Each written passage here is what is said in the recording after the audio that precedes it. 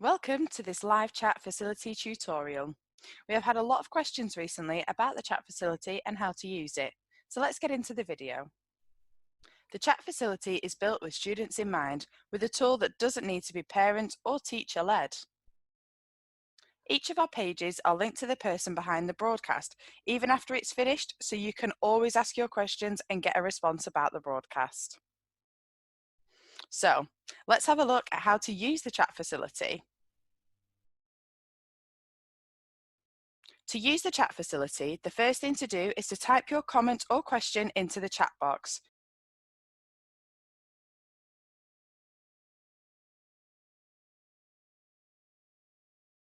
You can now enter your screen name. Your screen name will show when you type your question or comment. Now you will see the chat facility ask for your email address. As I mentioned before, each of our pages are linked to people from the organisation who can reply to your questions. You can enter your email address, which will not be shared with anyone, to get a direct response from the people behind the broadcast. If you do not want a direct response, then click the button at the bottom.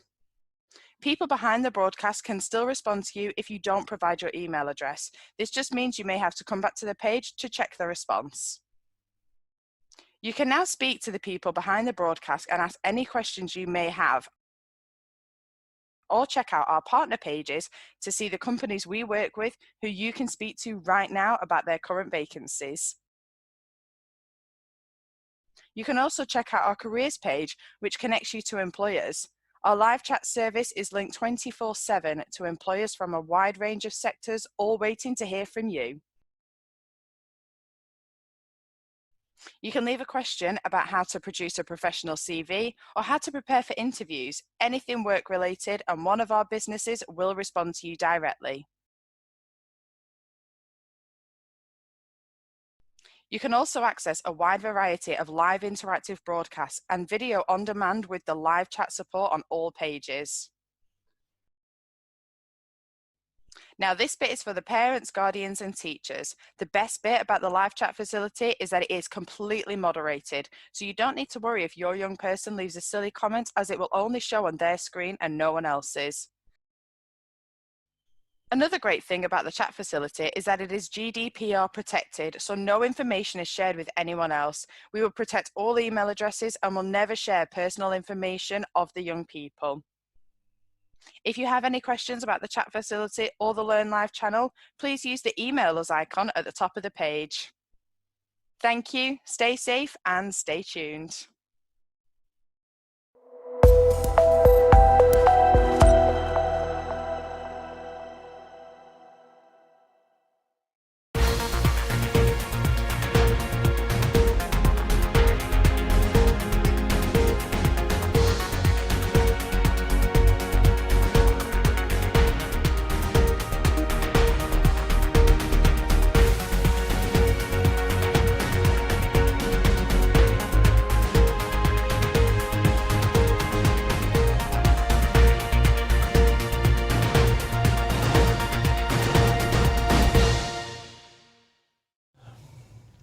Hello again everybody and welcome back.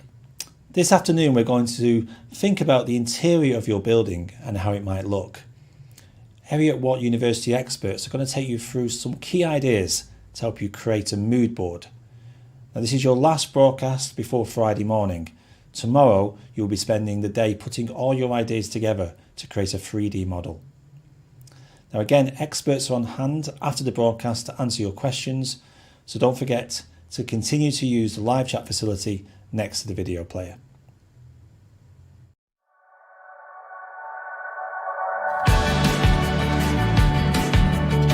This video on creating a mood board for your interior spaces follows on from the development of the plan that you've been working on.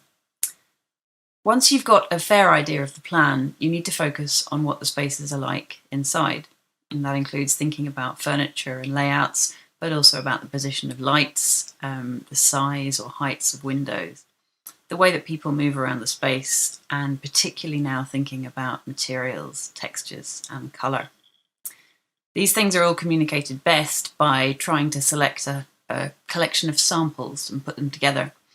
And that gives your client, or the judges in this case, a good idea of the sorts of spaces that you want to create without you having to draw everything in great detail.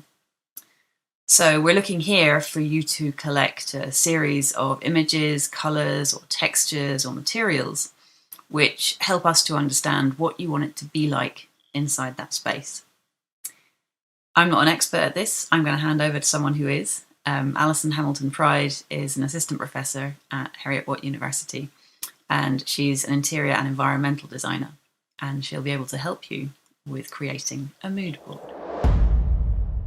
Hi, my name is Alison Hamilton. I am an interior and environmental designer, and I'm also an assistant professor for Heriot-Watt University. So when I'm teaching, I teach to a wide variety of built environment students, usually to do with design and the design process. So today I'd love to share with you some top tips about creating a mood board for your materials and specifications for the inside of the building that you're designing. So hope that you find it constructive and helpful, and I'm really looking forward to seeing those finished designs. So when you're thinking about the interior of your building, you have to really think about who is going to be using this space. Who is the building actually for? If it's a public building, there's going to be lots of different people using this space, from older adults to young children to people with disabilities. So we need to make sure that this space is inclusive and accessible for all.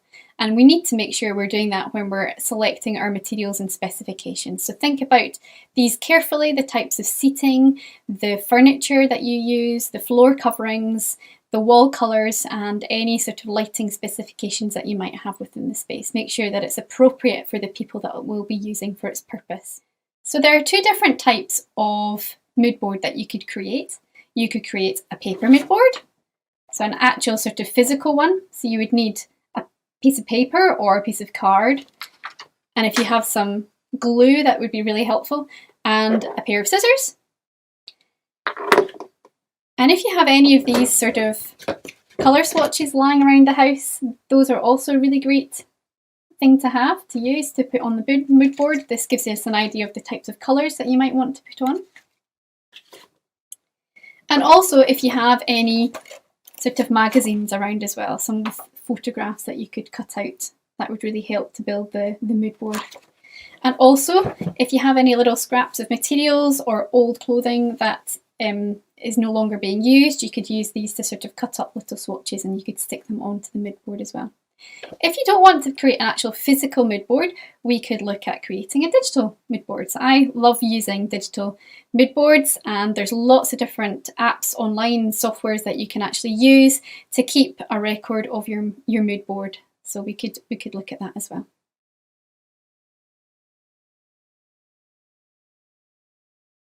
So thank you for watching. I hope that's given you a pretty good idea of how to progress with this task. I'm now going to hand over to Iris from the student team Esteem to talk a bit about her experience of creating an interior design concept with the other students in Team Esteem. In regards of the interior design, about the furniture, colors and texture, we are trying to find a unique style that comes from an international background. So we are trying to use different colors in each room to make it unique. However, also to make it fresh and modern for not only an Arabic culture, but also an international one. And one of the unique things from the interior design team is that we are trying to make our own furniture. So our team members are creating their own furniture, taking in consideration the measurements that is for everybody's need. And we are trying to incorporate really nice material as the CLT in the bathroom and in another rooms to make the house try to have like an equilibrium from the outside to the inside.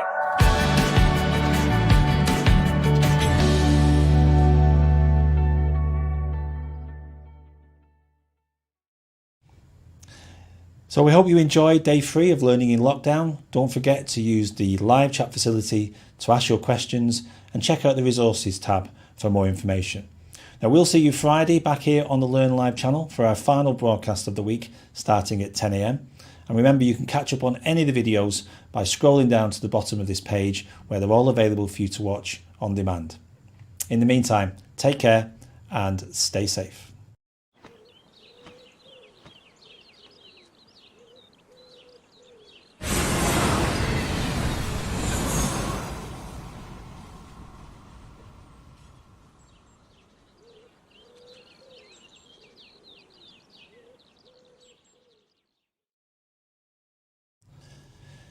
Hello and welcome to the Cheshire and Warrington Pledge Partnership on the Learn Live channel.